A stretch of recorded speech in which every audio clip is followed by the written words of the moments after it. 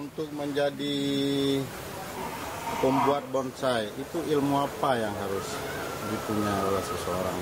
Harus tahu estetika bonsai tadi.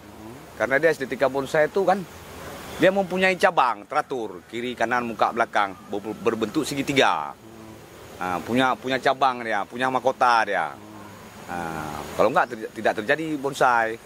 Kalau tak seperti di alam tadi itu nggak ada bentukan, itu bukan bonsai namanya. Jadi bonsai itu istilahnya pohon dalam pot. Dan juga pohon dalam pot itu belum tentu dikatakan bonsai. Jenis tanaman yang dikembangkan apa aja? Banyak, khususnya bonsai ya kan. Itu pun bakal alam semua. Masuk iling-iling, serut, ulmus.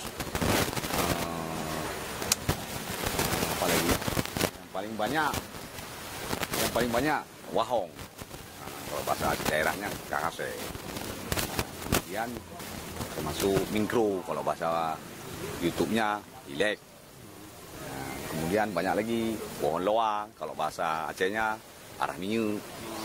Habis itu termasuk tanaman purba seperti sikat naga. Termasuk juga malada lagi kita kembangkan untuk mencegahnya busuk pangkal batang. Selama ini kan banyak hama wereng. Jadi kita buatlah tabungan khusus untuk lada supaya bisa mencegah terjadinya pusat MSP, nematoda atau busuk pangkal batang. Kemudian banyak lagi pohon-pohon seperti Sagittaria.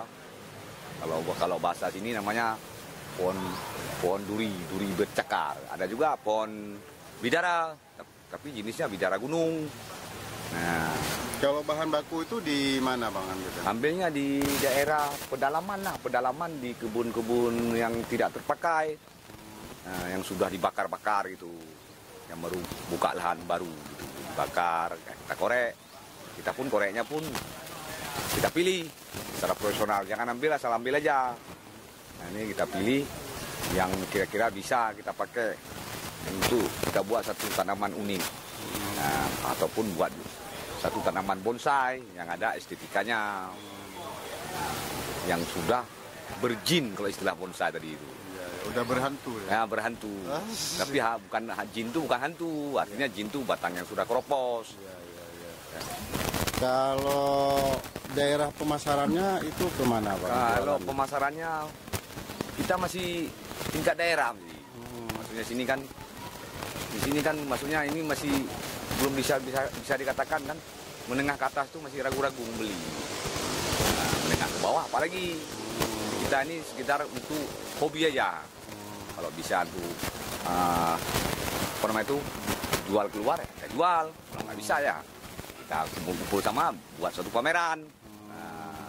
Pernah ikut lomba nggak? Kalau lomba nggak pernah, kontes nggak pernah, tapi untuk pameran sering. Kalau ada acara-acara 5 Oktober, acara 17 Agustus, sering kami buat. Itu kalau harga tertinggi yang pernah Abang jual itu berapa? Sekitar 5 juta. Beda sama orang, ratusan juta kan, kita 5 juta ke bawah. Karena di sini kan jangkauannya kan orang masih awam. Sementara sini bahan banyak, ragam, banyak sekali. Yang nggak ada tempat orang ada sama kita, yang nggak ada sama kita belum tentu ada sama orang. Terus kalau per bulan itu bisa laku? Kalau kita kan belum bisnis betul-betulan, kita masih sekedar hobi. Siapa yang mau kita jual, jadi nggak ada kita bilang belum jadi suatu bisnis yang tetap ini. Karena ya kan namanya aja jangkauannya ini payah ini, nggak mau membeli kalau ini payah sekali. Kecuali ada investor entah apa kan dia buat satu galeri, kita ngumpul semua di situ mungkin bisa. Ada investor ataupun donatur, kita kumpul anggota bonsai, kita kumpul situ mungkin bisa menggalakkan para wisata.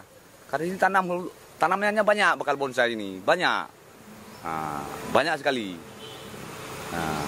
Kalau pembeli dari luar daerah ada nggak? Kalau pembeli dari luar daerah kalau di daerah nggak sampai dari Medan. Kalau Medan pun itu pun yang kenal-kenal sama-sama anggota bonsai. Yang khusus itu nggak ada. Ini pohon eukaliptus. Tahu eukaliptus? Enggak. Minyak kayu putih. Oh. Nih. Bengkok-bengkok kayak ini. Yang ini minyak kayu putih. Jelek kali makin. Abang tiap hari di rumah kan? Ada, kalau ada telepon lah kalau mau kemari.